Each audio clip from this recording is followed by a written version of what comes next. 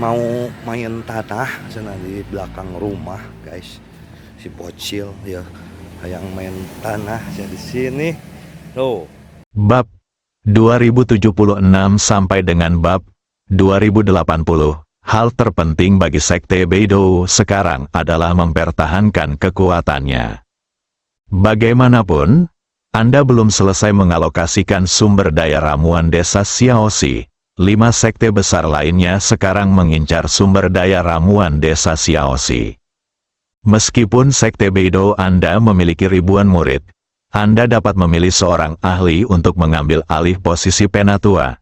Tetapi yang ingin saya tanyakan adalah, dapatkah orang yang baru dipilih menjalankan tugasnya sebaik Anda? Sumur Sekte Beidou. Li Fugui dengan hati-hati menatap mata orang-orang di depannya. Ketika dia menyadari bahwa pihak lain siap untuk membiarkan mereka pergi, dia tersenyum dan berkata, "Saya, orang luar, dapat memikirkan masalah ini. Dapatkah dikatakan bahwa pemimpin sekte Anda tidak akan memikirkannya? Jika kamu menolak dengan putus asa, jangan bicarakan kamu dulu. Bisakah kamu mengalahkan calon ayah mertuaku? Aku khawatir dia tidak akan bisa mengalahkanku, kan?" Ketika Li Fugui keluar dari formasi dengan senyuman di wajahnya, Tianji dan yang lainnya sudah mulai meragukan kekuatan masing-masing. Berlatih selama bertahun-tahun, ditambah lagi ada formasi untuk membantu. Saya pikir anak seperti Li Fugui tidak akan mampu menahan serangan mereka. Tapi saya tidak mengharapkannya. Anak ini berhasil bertahan hingga saat ini. Yang terpenting dia terlihat seperti orang normal. Sekarang, menghadapi pertanyaan Li Fugui satu demi satu. Setelah Tianji dan yang lainnya saling memandang, mereka semua menjawab dengan diam, lalu memberi jalan bagi mereka. Ketika Ling Suzi melihat ini, dia berkata sambil tersenyum, "Apakah ini tidak cukup? Kembalilah dan beritahu Master Sekte Anda bahwa saya awalnya berencana naik gunung untuk mengunjunginya. Tetapi sekarang, sepertinya sudah waktunya bagi saya untuk datang. Datang tidak benar. Menantu laki-lakiku yang baik masih di sini. Jika kamu punya temannya, bawa dia pergi dulu. Jika ketua sektemu ingin menemukannya, kirim saja seseorang ke kuil Yuksu untuk menjemputnya." Setelah meninggalkan kata-kata ini, Ling Suzi mengedarkan energinya dan terbang ke udara. Meski vitalitas Li Fugui lemah, namun agar orang lain tidak menyadarinya, dia memaksakan energinya untuk bersirkulasi dan mengikuti di belakang Ling Suzi. Orang-orang lainnya mengikuti dari belakang dan terbang di kejauhan. Dengan suara angin bertiup di telinganya, Li Fugui menoleh sedikit dan memastikan dia telah meninggalkan wilayah Sekte Beidou. Dia menghela nafas lega dan berteriak kepada unicorn di pelukannya, "Unicorn, cepatlah!" Suara yang tertinggal belum hilang. Di saat yang sama, unicorn itu muncul dengan cepat. Li Fugui tiba-tiba mengeluarkan seteguk darah. Ketika Hua Duo dan orang lain yang mengikuti Li Fugui melihat ini, mereka semua menjerit ketakutan. Li Fugui menutup matanya, meskipun dia sangat lemah. Namun kesadarannya masih jelas. Unicorn itu tiba-tiba berubah menjadi seukuran kapal pesiar dan menggendong Li Fugui dan yang lainnya di punggungnya. "Fugui, apa kabar? Jangan menakuti kami, Fugui, katakan padaku, ada apa denganmu?" Li Fugui ingin berbicara, tapi dia terlalu lelah. Berbaring di punggung unicorn, dia tersenyum dengan susah payah untuk membuat Hua Duo dan yang lainnya merasa nyaman. Kebetulan Ling Suzi melangkah maju saat ini. Melihat ini, Yuzen buru-buru berdiri dan memberi jalan bagi ayah tuanya. Ling Suzi mendekati Li Fugui, membungkuk, mengulurkan tangannya, dan merasakan denyut nadinya. Segera, dia berkata sambil tersenyum, "Jangan khawatir, kamu tidak akan mati." Meski hanya beberapa kata, itu membuat semua orang yang hadir merasa lega. Hua Duo melihat sekeliling, melihat beberapa murid dari Sekte Tiangang, Sekte Disa, dan Sekte Tengshe kelelahan. dan Li Fugui sekarang seperti ini. Dia menyarankan, Tuan Kuil Tua, coba saya lihat, bisakah kita mendarat dulu dan mencari tempat untuk beristirahat? Kita bisa menahannya, sebagian besar murid sudah lama tidak mampu menanggungnya. Ling Suzi berbalik dan melihat ke belakang. Setelah berpikir sebentar, dia tersenyum pada Ibu Pertiwi dan berkata, Ibu Pertiwi, dikatakan bahwa gemuruh-gemuruh ini telah kembali ke sekte desa Anda sekarang. Setelah mendengar ini, Ibu Pertiwi segera memahami maksud Ling Suzi, mengangguk dan tersenyum. Ya, saya akan segera meminta Zentian Roar untuk membawa semua orang ke kuil Yuksu. Ling Suzi mengangguk ringan, dan ketika Ibu Pertiwi melepaskan Zentian Roar, dia menjelaskan, jangan salah paham, neneklah yang berkaki, bukan aku sangat jahat sehingga dia tidak membiarkan semua orang beristirahat. Masalahnya adalah, meskipun kita telah meninggalkan wilayah Sekte Beidou sekarang, kita masih jauh darinya. Setelah Kui Piao mengetahui bahwa aku telah mengambil Li Fugui, dia pasti akan memimpin Sekte Beidou. Para murid datang untuk mengejar Li Fugui kembali. Sebelum Ling Suzi selesai berbicara, Yu Zhen sebenarnya memegang tangan kecilnya yang berwarna merah muda dan berkata kepada Ling Suzi, Ayah, jika mereka mengejar kita, kita akan berjuang keras untuk membunuh mereka. Ling Suzi tiba-tiba melebarkan matanya dan berkata kepada Yu dengan marah, kamu lebih baik dari suamimu yang belum menikah. Saya pikir Li Fugui masih muda dan tidak pernah banyak berhubungan dengan sekte tersebut. Penguasa kuil Yuksu kami sangat bodoh. Yu Zhen sedikit bingung. Dia memandang Ling Suzi dengan rasa ingin tahu dan bertanya, Ayah, ada apa? Mengapa kamu memarahiku? Ling Suzi berkata tanpa daya, kamu berani bertanya mengapa aku memarahimu? Menurutmu mengapa aku memarahimu? Ayah, aku baru saja menerobos ke tahap tengah jiwa yang baru lahir. Apakah menurutmu aku telah mencapai tingkat transformasi dewa? Belum lagi Kui Piao, pemimpin Sekte Beidou, setara dengan kekuatanku. Bahkan jika kekuatannya sedikit lebih rendah dariku. Apakah menurutmu kita bisa yakin akan kemenangan jika terjadi perkelahian di wilayah orang lain? Pada titik ini, Ling Suzi menatap Li Fugui yang matanya masih terpejam. Setelah berpikir sejenak, dia melanjutkan, tentu saja, jika Fugui pulih dan datang ke Sekte Beidou lagi, saya akan bergabung dengannya untuk menghancurkan Sekte Beidou. Lalu itu mungkin. Li Fugui mendengar ini, tidak dapat dipungkiri bahwa saya sedikit terdiam. Saya berpikir, orang tua ini benar-benar mampu. Tidak apa-apa jika Anda berbicara tidak selaras. Sekarang dia terlalu meremehkan dirinya sendiri. Meski kali ini dia hampir jatuh ke tangan Sekte Beidou. Tapi jangan lupa, dia masih memegang Black Corps King di tangannya. Bahkan jika dia benar-benar dikalahkan oleh 5 tetua, dia masih memiliki kesempatan untuk kembali ketika dia mencapai Gunung Beidou. Lebih-lebih lagi, meski kekuatannya tidak sebaik Kui Piao, jika kita benar-benar bergabung dengan Ling Suzi, mungkin tidak mungkin menghancurkan Sekte Beidou saat itu, seharusnya 50% mungkin, bukan? Tepat ketika Li Fugui berpikir seperti ini, kata-kata Ling Suzi selanjutnya itulah yang benar-benar membangunkan Li Fugui. Anda mungkin berpikir bahwa satu Li Fugui dapat membuat 5 tetua Sekte Beidou menggunakan formasi mereka. Seharusnya mudah bagi saya dan Li Fugui untuk bergabung dan menghancurkan Sekte Beidou. Sekte Beidou bagaimanapun, sekte ini adalah sekte dengan warisan budaya ribuan tahun. Keterampilan Sekte Beidou mereka, terutama formasinya, tidak mungkin diuraikan oleh orang biasa, apalagi dikalahkan.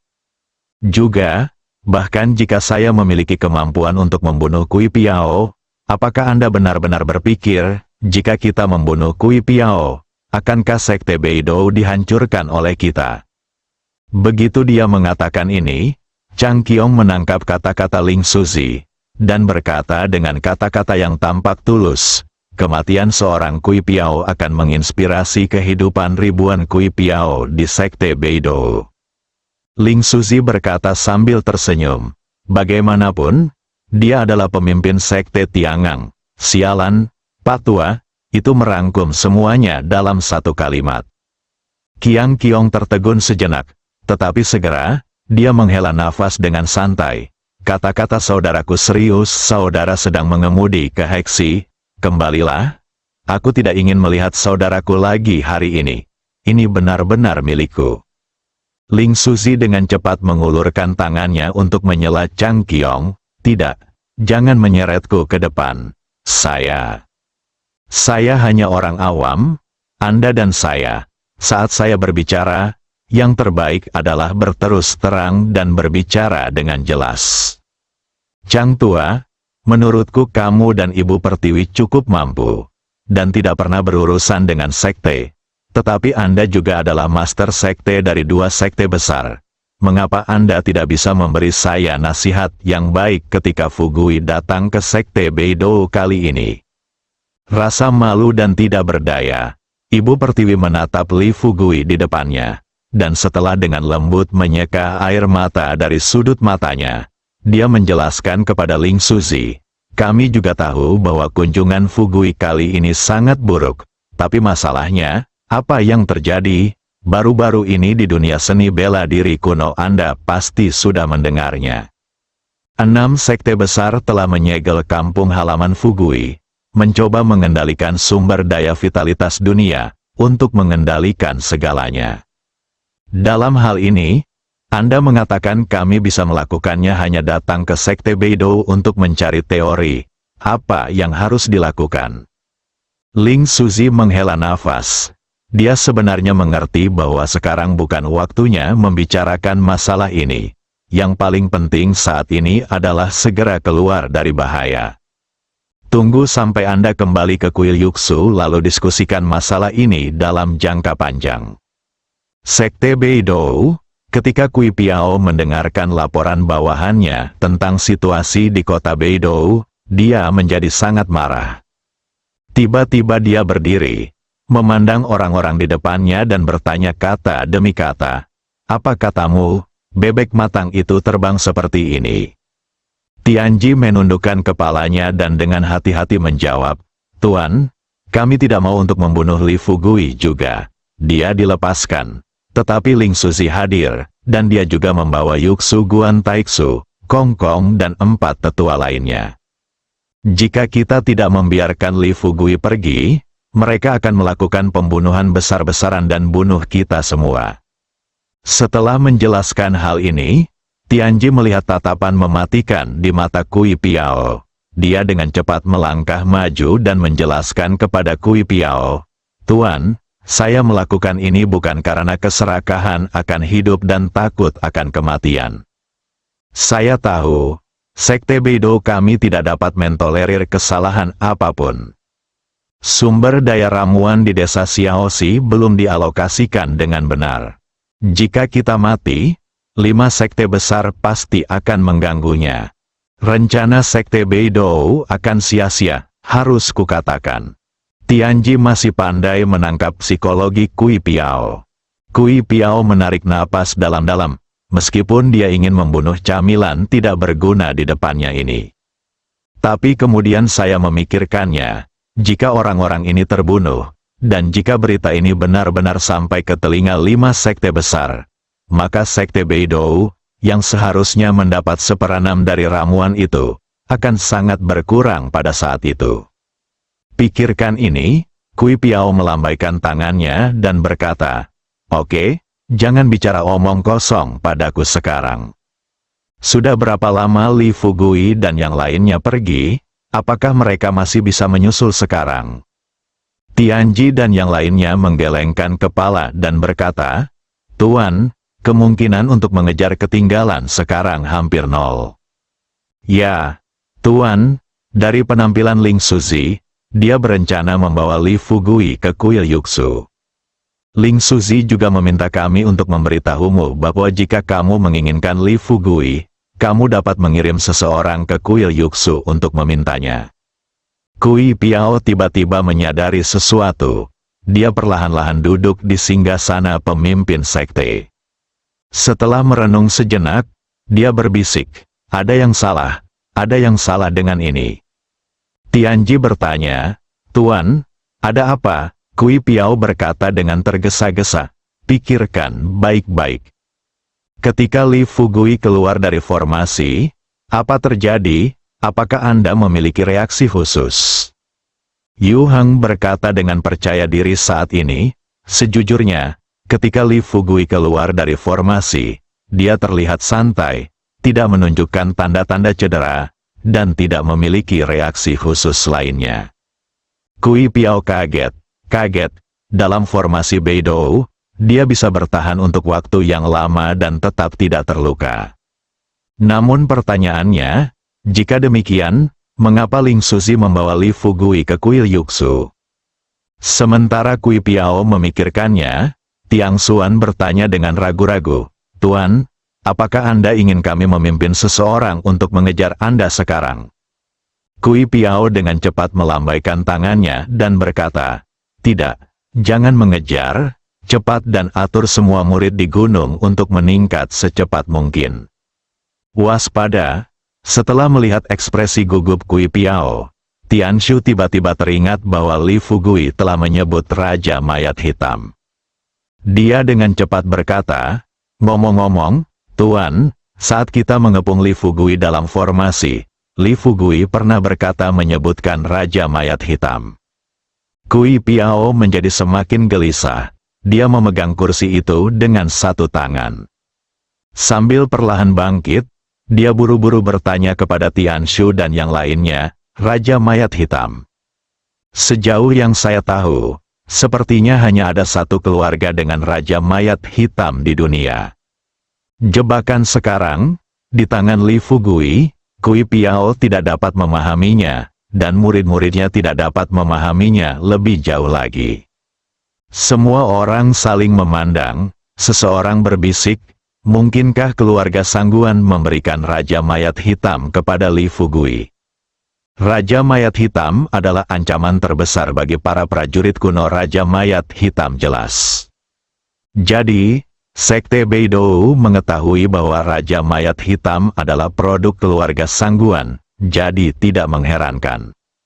Kui Piao mendengarkan, dia segera membalas, kalian sekelompok sampah yang tidak punya otak. Bagaimana Raja Mayat Hitam bisa dengan mudah memindahkannya ke orang lain? Mencegah siapapun datang menyusahkan kita. Mendengar ini, semua tetua yang hadir mengangguk. Tunggu sampai mereka keluar dari ruangan, hati yang menggantung baru saja jatuh. Waktu berlalu hari demi hari, dalam sekejap mata, sudah 3 hari kemudian. Dalam 3 hari terakhir, Kui Piao menegangkan sarafnya setiap hari, karena menurutnya, Li Fugui sangat kuat, dan dia juga memiliki Raja Mayat Hitam sebagai kartu trufnya skala besar, setidaknya dia akan melakukannya. Dia juga akan mencari peluang untuk datang dan menyingkirkannya. Tapi 3 hari berlalu, bukan saja mereka tidak melihat tanda-tanda keberadaan Li Fugui. Di sisi lain, bahkan orang-orang yang pernah bersama Li Fugui sebelumnya semuanya menghilang tanpa jejak. Lihat situasi ini, Kui Piao mengumpulkan anak buahnya lagi. Setelah mendengarkan orang yang lebih tua berbicara tentang hasil penyelidikan beberapa hari terakhir, Kui Piao merasa sedikit emo. Dia tidak bisa menahan diri untuk tidak bertanya lagi. Apakah Anda benar-benar yakin Li Fugui tidak terluka ketika dia keluar dari formasi 3 hari yang lalu? Tianshu, yang telah menjawab pertanyaan Kui Piao, berdiri lagi, berharap dia bisa bersumpah demi Tuhan, dan mengucapkan kata demi kata di depan semua orang, Tuan, saya benar-benar dapat menjamin ini, ketika Li Fugui keluar dari formasi, kecuali bahwa dia tampak mengkhawatirkan anak buahnya. Tidak ada yang aneh pada dirinya. Ketika Kui Piao mendengar ini, dia tidak tahu lagi bagaimana menggambarkan perasaannya. Dia menundukkan kepalanya, sepertinya saya sedang menghadapi krisis terbesar dalam hidup saya. Setelah terdiam lama, dia perlahan berdiri dan berkata kata demi kata kepada semua orang di depannya. Mulai sekarang, semua orang akan fokus padaku untuk membagikan ramuan desa Xiaoxi. Diperbolehkan menyebutkan masalah datang ke kota Beidou. Mendengar ini, Tianji dan yang lainnya sedikit bingung. Kui Piao mengerutkan kening. Melihat semua orang terdiam, dia meninggikan nada suaranya dan bertanya, "Apakah kamu mendengar apa yang baru saja aku katakan?" Semua orang mengangguk setuju. Namun Tiang Xuan bertanya ragu-ragu saat ini, "Tuan, apakah kita ingin melanjutkan pembangunan istana Beidou?" Kui Piao terdiam selama beberapa detik, lalu berkata dengan dingin, "Kita akan membicarakan tentang pembangunan istana Beidou setelah pembagian ramuan di desa Xiaoxi selesai. Ini tentang istana." Setelah mengatakan ini, Kui Piao berbalik dan memunggungi anak buahnya. Dia berpikir dalam hati, Li Fugui, tunggu saja, jangan berpikir jika kamu diselamatkan oleh Master Lingsu kali ini, kamu akan memiliki kesempatan untuk berbalik. Tunggu sampai saya mendapatkan ramuan dari desa Xiaoxi kali ini. Kalau begitu, lihat bagaimana aku membuatmu berlutut di depanku. Li Fugui telah berada di kuil Yuxu selama 2 hari. Dalam 2 hari terakhir, meskipun tubuh Li Fugui belum kembali ke keadaan semula, dia telah banyak pulih.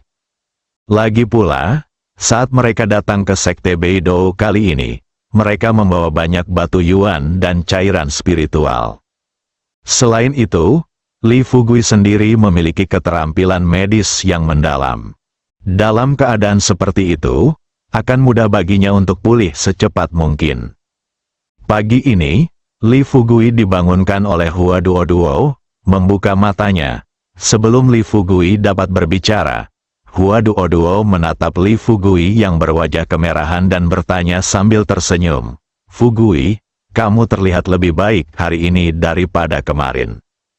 Selama 2 hari pemulihan, Li Fugui tidak ada kontak dengan orang luar manapun. Setelah kembali ke kuil Yuxu, dia mengunci diri di kamar. Tanpa izinnya, kecuali Hua Duo, Yu Zhen, Jenny dan Dimu, keempat wanita itu bisa keluar masuk kapan saja, tapi tidak ada orang lain yang bisa dengan mudah masuk ke kamarnya. Jadi, Hua Duo secara alami mengetahui kondisi fisik Li Fugui dengan baik. Li Fugui tersenyum dan bertanya pada Hua Duo, "Duo, tidak ada berita baru dari Sekte Beidou, kan?" Hua Duo melambaikan tangannya dan berkata, "Jangan khawatir, Sekte Beidou tidak mengirim siapapun ke Yu. Selain itu, Master Lingsu juga telah mengirim orang ke daerah sekitar kota Beidou. Jika ada keadaan darurat, dia akan mengirimkan beritanya secepatnya. Oh, ada juga kabar dari Sister Ming. Dia bertanya yakinlah untuk menyembuhkan lukamu." Semuanya telah diatur agar penduduk kota Beidou dikirim ke garnison Beijun. Li Fugui mengangguk, yang dia khawatirkan sekarang bukanlah orang-orang yang diselamatkan. Bagaimanapun, dia sangat lega menyerahkan kelompok orang ini kepada Sister Ming. Yang paling mengkhawatirkan Li Fugui saat ini adalah masyarakat desa Xiaoxi. Sister Xiuling dan Yerong masih berada di desa Xiaoxi. Jika 6 sekte besar melakukan pembunuhan besar-besaran terhadap penduduk desa Xiaoxi, konsekuensinya tidak terbayangkan. Tepat ketika Li Fugui sedang berpikir, Hua Duo memahami pikiran Li Fugui, duduk di tepi tempat tidur, mengulurkan tangannya, dengan lembut memegang tangan Li Fugui, dan berbisik, "Fugui, di desa Xiaoxi, Sister Ming juga berbicara kepadaku." Dia tidak tahu banyak tentang situasi di desa, tetapi menurut analisis Sister Ming, 6 sekte utama menyegel desa Xiaoxi, terus terang, untuk menghasilkan ramuan dan mendapatkan ramuan dari desa Xiaoxi dilakukan oleh 1 atau 2 orang saja.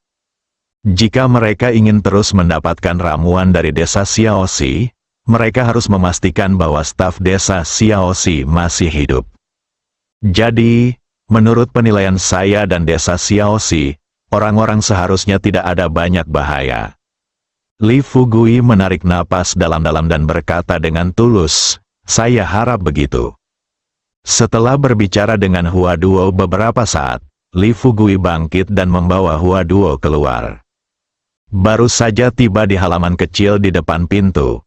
Lalu saya melihat Jenny, Chang Qiong dan yang lainnya mengobrol di halaman. Ada juga beberapa sesepuh, Taixu dan Kong Kong, semua orang melihat Li Fugui keluar. Mereka semua berdiri dan memusatkan perhatian pada Li Fugui. Taixu, Kongku dan yang lainnya melangkah maju untuk memberi hormat. Yu Zhen tidak sabar untuk melangkah maju. Melihat Hua Duo meraih tangan kanan Li Fugui, dia tidak menunjukkan tanda-tanda kelemahan dan dengan cepat meraih tangan kiri Li Fugui. Tuan, Anda terlihat jauh lebih baik hari ini, katakan padaku, apakah Anda mau makan? Pesanlah sesuatu dan aku akan meminta seseorang membuatkannya untukmu sekarang. Li Fugui melihat ini, dia berkata dengan sedikit malu, tidak masalah apa yang kalian makan. Yang penting adalah, bisakah kalian berdua melepaskanku dulu? Dengan begitu banyak orang yang menonton, aku merasa sedikit malu. Memutar mata, kemudian dia dan Hua Duo saling memandang dan tersenyum. Apakah kamu masih malu? Li Fugui menyentuh bagian belakang kepalanya dan berbisik.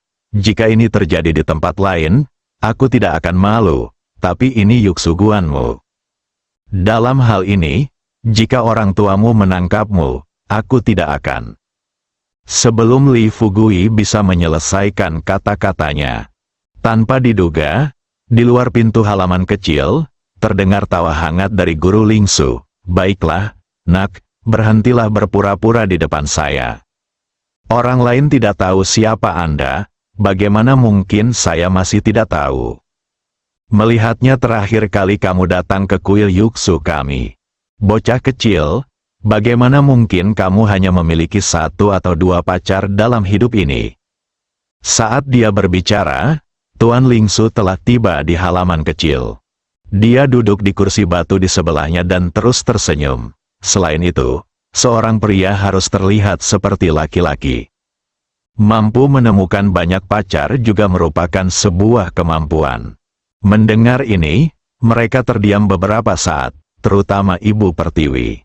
Dari segi status, dia dan Lingsu bisa dianggap setara. Bagaimanapun, keduanya adalah master sekte.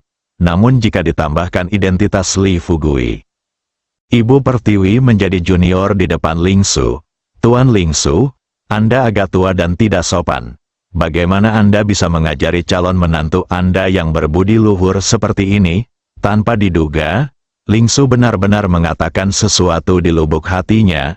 Saudari Ibu Pertiwi, kamu benar-benar berani mengatakan bahwa aku tua dan tidak sopan. Kamu dan aku seumuran. Sekarang, lihat aku. Aku memiliki rambut beruban dan mata tajam. Dia akan segera dikuburkan. Tapi kamu masih secantik bunga. Tentu saja, kalau hanya itu saja. Siapa yang meminta sekte desa kamu untuk berspesialisasi dalam keterampilan keabadian? Kakak, kamu adalah seorang lelaki tua yang hampir berusia 100 tahun. Kamu dan menantuku berkumpul. Sekarang, katakan padaku, siapa yang tidak sopan? Ibu Pertiwi mendengar ini, hampir muntah darah. Langit tertawa terbahak-bahak di sebelahnya. Melihat Yu Zhen dan gadis-gadis lainnya, wajah mereka juga berubah menjadi hijau dan merah, dan mereka tidak tahu harus berkata apa. Tuan Lingsu memiliki ekspresi acuh tak acuh di wajahnya. Dia hanya mengalihkan pandangannya dan fokus pada Li Fugui. Dia melanjutkan, menantu laki-laki Xian, saya tidak akan mengatakan apa-apa lagi. Anda harus lebih rajin ketika mencari mitra di masa depan. Kamu tidak boleh dibutakan oleh penampilan, tahu? Li Fugui membuka mulutnya. Dia tidak bisa tidak melihat ke Ibu Pertiwi. Wajah Ibu Pertiwi memerah sampai ke akar lehernya. Tangan merah mudanya terkepal, dan dia menatap ke arah Lingsu. yang dengan panik mencari kematian. Lingsu, kamu orang tua bodoh, katakan saja apa yang kamu katakan. Mengapa kamu terlibat dalam urusan pribadi? Serangan? Ada apa dengan ibu bumi saya? Selain usia saya tidak layak mendapatkan kekayaan. Pertama, kondisi fisik saya persis sama dengan gadis berusia 17 tahun. Selain ini, Ibu Pertiwi menjadi semakin bersemangat saat dia berbicara. Dia akan mulai meneriaki Lingsu. Li Fugui buru-buru melangkah maju, tersenyum pada Dimu dan Lingsu, dan berkata, kalian berdua, tolong berhenti berdebat sekarang. Kita semua adalah satu keluarga. Lingsu melihat mata Li Fugui. Ini adalah pemahaman yang diam-diam.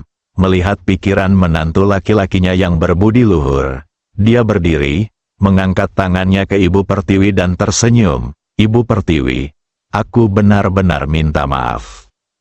Juga, jangan marah, aku hanya bercanda denganmu, Ibu Pertiwi. Jelas tidak menenangkan, menatap Lingsu, dia berkata, kamu berani meminta maaf kepadaku. Kamu adalah penguasa lama kuil Lingsu, ibuku, dan sekarang kamu hanyalah pacar Li Fugui. Jika kamu ingin meminta maaf, aku harus meminta maaf kepada kamu.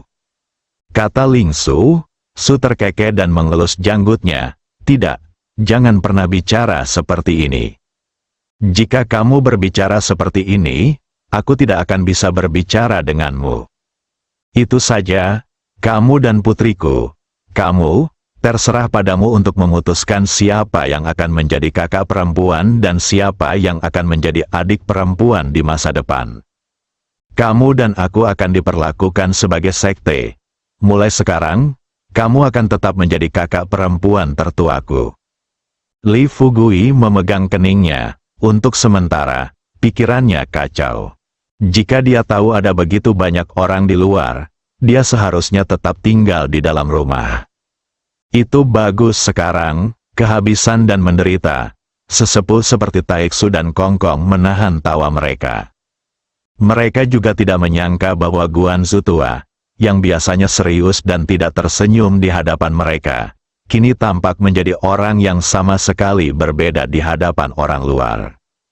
Setelah tertawa terbahak-bahak, Lingsu perlahan-lahan menghilangkan senyuman di wajahnya, menatap Li Fugui dan bertanya dengan serius, ngomong-ngomong, Fugui, apakah kamu sudah merasa lebih baik sekarang? Li Fugui mengulurkan tangannya dan tersenyum pada Lingsu.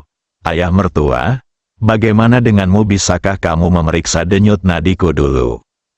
Saya pikir kamu sepertinya memiliki pengetahuan tentang pengobatan. Lingsu melihat senyuman di wajah Li Fugui dan raut wajahnya.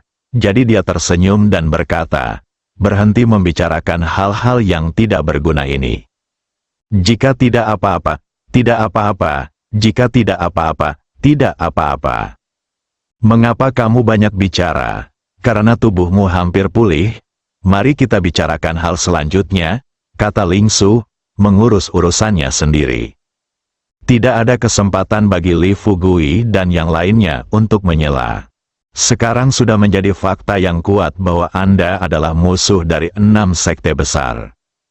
Tetapi bukan saya yang menyerang Anda. Meskipun Anda sendiri yang memimpin sekte Tiangang, sekte Disa, sekte Naga Sejati, sekte Ular Melonjak, dan Lembah Baihua. Anda tidak dapat membicarakan ronde ke-6. Selain itu, kami di Yuksuguan membantu Anda. Tetapi jika Anda ingin bertarung melawan 6 sekte utama, ronde ke-6, selama Anda memberitahu atasan sekarang bahwa Anda berencana memulai perang langsung dengan 6 sekte besar, saya jamin atasan akan segera menyerah pada Anda. Hua Duo mendengar ini, dia berdiri dari sudut pandangnya sendiri dan buru-buru berkata kepada Lingsu, tidak mungkin, ini sama sekali tidak mungkin. Saya tidak tahu apakah orang lain akan menyerahkan kekayaannya, tetapi selama Sister Ming dapat menjabat sebagai wakil direktur eksekutif untuk 1 hari. Biro ke-6 tidak akan pernah mereka akan menyerah pada kita. Ling Su menatap Hua Duo dengan penuh minat dan bertanya sambil setengah tersenyum, "Wakil Direktur Hua, izinkan saya bertanya, bagaimana Sister Ming mendapatkan posisi Wakil Direktur Eksekutif?" Jangan lupa, orang yang sebenarnya memimpin Biro ke-6 bukanlah Saudari Ming, atau Anda Wakil Direktur, tetapi para pemimpin di atas. Anda pikir hal di atas tidak akan sepenuhnya pasti karena kejadian di desa Xiaoxi dibawa dalam keadaan seperti itu? Apakah kamu memilih untuk berperang dengan seluruh dunia seni bela diri kuno? Pada titik ini, Ling Su berhenti, melihat tidak ada seorang pun di ruangan itu yang keberatan.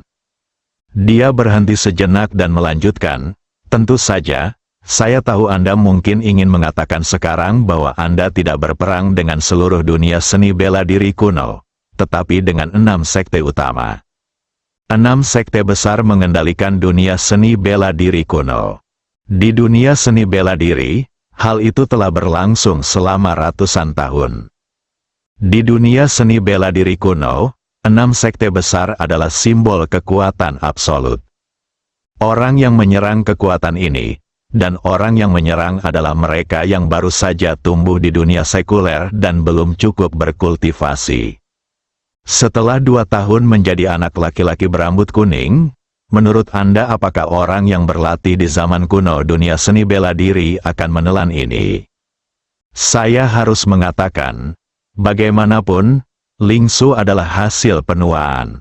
Analisisnya, pertama-tama, hal itu diakui oleh Li Fugui. Lagi pula, ketika Li Fugui dan Sister Ming sedang berbicara di kota Beidou, dia telah mengetahui pikiran Sister Ming.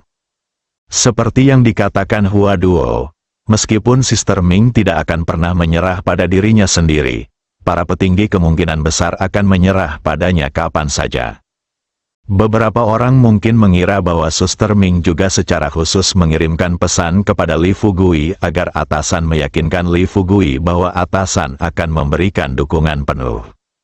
Namun premis dukungannya adalah Li Fugui dapat mengendalikan situasi secara keseluruhan.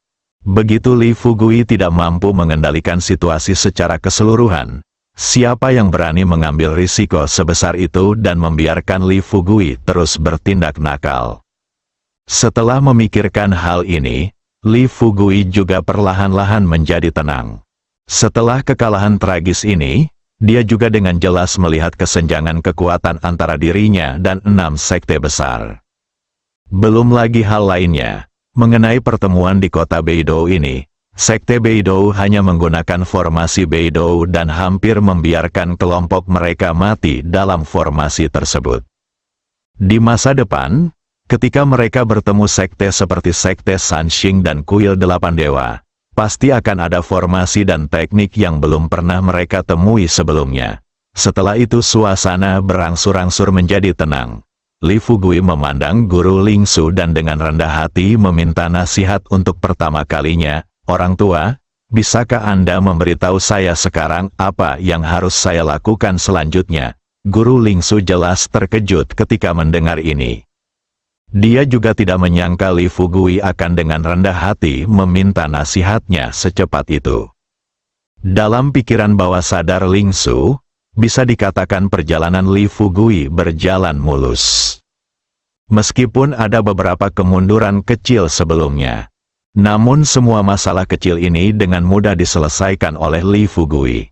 Dalam situasi ini, tak terkecuali Li Fugui, siapapun di dunia yang bertemu dengannya akan mengembangkan kebiasaan sombong dalam jangka panjang. Dan keinginan untuk menghilangkan masalah ini tidak dapat dilakukan dalam semalam. Tapi sekarang, dia baru saja membuat analisis singkat, dan Li Fugui sudah menyadari kekurangannya dan dengan rendah hati meminta nasihatnya. Dalam hal ini, anak di depannya pasti langka. Setelah pulih dari keterkejutan singkat, Ling Su tersenyum dan berkata, "Anak baik, aku masih berpikir bahwa akhir-akhir ini aku harus banyak membujukmu agar kamu bisa menyadari kekuranganmu. Aku tidak menyangka kamu bisa meminta nasihatku begitu cepat. Sepertinya begitu aku masih belum cukup mengenalmu." Senyum tak berdaya muncul di bibir Li Fugui. dia mengangkat kepalanya dan menatap ke langit biru, lalu berkata sambil tersenyum masam, "Sejujurnya, dalam perjalanan dari kota Beidou ke kuil Yuksu, aku sebenarnya masih berpikir bahwa kegagalanku kali ini menyebabkan gemuk Raja Naga dan gerbang naga sejati. Lusinan orang tewas dalam pertempuran itu, hanya karena meremehkan musuh. Menurut apa yang kupikirkan saat itu, jika aku lebih berhati-hati, kekalahan tragis ini bisa saja dihindari. Namun, ketika saya tiba di kuil Yuksu, saya berbaring. Ketika saya sedang memulihkan diri dari luka-luka saya perlahan-lahan menyadari bahwa kekalahan tragis saya mungkin bukan karena saya meremehkan musuh saya, tetapi karena saya tidak menghadapi perbedaan tersebut dalam kekuatan antara saya dan 6 sekte utama. Saya, Li Fugui, telah berjalan jauh sejak saya memasuki dunia berlayar mulus. Terus terang, sebagian besar pertemuan saya sebelumnya terjadi di dunia sekuler. Dan kultivasi saya sudah cukup untuk mengalahkan para pejuang kuno di dunia sekuler sejak awal. Oleh karena itu, saya merasa karena kekuatan saya dapat menyapu ribuan tentara di dunia sekuler, saya juga bisa menyamping di dunia kuno, dunia seni bela diri dan sekte. Pada titik ini, mata Li Fugui berkilat, sudah penuh air mata. Dia menundukkan kepalanya, dia dengan cepat menyesuaikan suasana hatinya dan mencegah air mata jatuh dari matanya. Setelah memikirkannya sebentar, dia melanjutkan, "Karena itu, saya mengabaikan poin yang paling serius, yaitu waktu. Belum lagi 6 sekte besar, mereka adalah sekte terlemah di dunia, dan mereka semua memiliki warisan setidaknya hampir 1000 tahun. Baik itu keterampilan, budaya, formasi, masing-masing memiliki kekuatannya sendiri. Mungkin sebuah sekte, pemimpin sekte, dan sesepuh di sekte tersebut tidak sekuat saya. Tapi saya jamin mereka akan mendapatkan keuntungan, lebih banyak pengetahuan dan pemahaman tentang dunia seni bela diri kuno. Dalam hal pemahaman, dia jauh melampaui saya. Pikirkanlah, bahkan sekte kecil pun seperti ini, apalagi sekte seperti 6 sekte besar yang telah berdiri selama ribuan tahun. Kekuatan mereka tidak terbatas pada itu. Dalam hal keterampilan, ini lebih tentang pengaruhnya terhadap dunia seni bela diri kuno." Lingsu tercengang, Hua Duo dan yang lainnya bahkan lebih terkejut lagi. Mereka tak berani menyangka Li Fugui yang dulunya sewenang-wenang dan percaya diri, justru akan memberikan ulasan yang begitu mendalam. Setelah beberapa pemikiran sederhana, untuk mencegah Li Fugui kehilangan kepercayaan diri karena kejadian ini, Hua Duo buru-buru tersenyum dan berkata, "Fugui, kamu tidak perlu meremehkan dirimu sendiri. Menurutku kamu meremehkan musuh kali ini. Semua pulihkan diri di sini, dan setelah kita pulih, kita akan memikirkan cara untuk menghadapi sekte Beidou. Kami akan mencoba mengalahkan sekte Beidou dalam satu gerakan saat kita bertemu lagi nanti." Tetapi, dia tidak mendukung Li Fugui seperti Hua Duo. Sebaliknya, dia mulai menyalahkan ayahnya. "Ayah, bukankah Fugui mengalami kemunduran kecil kali ini? Mengapa kamu memukulnya begitu keras? Tahukah kamu bahwa alasan mengapa kita tetap bersama Fugui adalah karena kepercayaan? Bisakah kita mengikuti kekayaan begitu lama?" Lingsu tersenyum pahit. Dia hanya bisa menghela nafas. "Biar ku beritahu, ini sudah melewati musim tanam kentang. Apakah kamu memblokir tanah seperti ini karena kamu takut tanah tidak akan mati dengan cepat?" Berkata, wajah Li Fugui berubah. Sebaliknya, dia berbalik, tersenyum pada Hua Duo dan Yuzen dan berkata, "Jangan takut saya akan kehilangan kepercayaan diri. Jangan khawatir, saya, Li Fugui, dapat dianggap sebagai orang yang telah melalui badai besar. Saya tidak bisa mengobati diriku sendiri hanya karena satu kegagalan. Saya benar-benar kehilangan kepercayaan diri." Alasan mengapa saya mengatakan ini sekarang adalah karena saya melihat kekurangan saya sendiri. Setelah berbicara dengan sungguh-sungguh, Li Fugui berdiri perlahan dan menatap Lingsu. Dengan serius, "Ayah mertua, di depan semua orang hari ini, saya harap Anda dapat memberi saya beberapa nasihat dan memberitahu saya apa yang harus saya lakukan selanjutnya untuk menghindari krisis yang lebih besar dan berhasil menyelamatkan orang-orang yang disegel di desa Xiaoxi." Sikap Li Fugui. Hua Duo dan yang lainnya tidak berkata apa-apa lagi. Sebaliknya, mereka semua mengarahkan pandangan mereka pada Lingsu. Lingsu awalnya berencana menjualnya. Tanpa diduga, dia hanya mengelus janggutnya dan berkata dengan nada serius, "Kalau begitu, izinkan saya menganalisisnya dengan cermat untuk Anda." Dia belum selesai berbicara. Tanpa diduga, Yuzen berkata dengan marah, "Ayah, apa yang kamu analisis sekarang? Katakan saja kepada kami apa yang harus dilakukan." Lingsu terdiam beberapa saat. Dia hanya menjatuhkan kalimat, "Li Fugui, bisakah kamu menjaga calon istrimu?" Dia tidak ingin menunggu sampai Lingsu selesai berbicara. Semua orang langsung tertawa. Li Fugui juga tersenyum cerah. Dia berkata terus terang kepada Lingsu, "Ayah mertua, saya tidak bisa mengendalikan ini. Jika kamu ingin mengurusnya, kamu harus mengurusnya." Lingsu memandang Yuzen, lalu menyeringai dan berkata, "Lupakan saja, apa peduliku. Ninak, jika aku bisa menjaganya, aku pasti sudah menjaganya sejak lama. Tapi kamu tidak punya masa depan, dan kamu telah menjadi wanitamu, dan kamu masih bisa tidak mengurusnya. Apa gunanya kamu untukku?" Li Fugui terdiam sesaat. Kata, ia kini semakin bingung dengan mentalitas lelaki tua itu. Kadang-kadang, dia bahkan merasa lelaki tua itu sedikit gila. Tapi tidak apa-apa, Lingsu tidak menunggu Li Fugui membalas. Lalu dia melambaikan tangannya dan berkata sambil tersenyum, Oke, jangan bicarakan ini dulu. Mari kita bicarakan hal-hal yang serius dulu. Masih membutuhkan perhatianku yang cermat. Analisis. Jika kamu mau mendengarkan, dengarkan saja baik-baik. Jika kamu tidak mau mendengarkan, kamu bisa pergi sekarang. Yuzen adalah orang pertama yang mencibir omong kosong Lingsu. Adapun yang lain yang hadir. Secara alami, dia juga tahu bahwa sekarang Li Fugui telah meminta nasihat Lingsu. Lingsu juga harus menentukan jalan untuk mereka ikuti. Bersambung.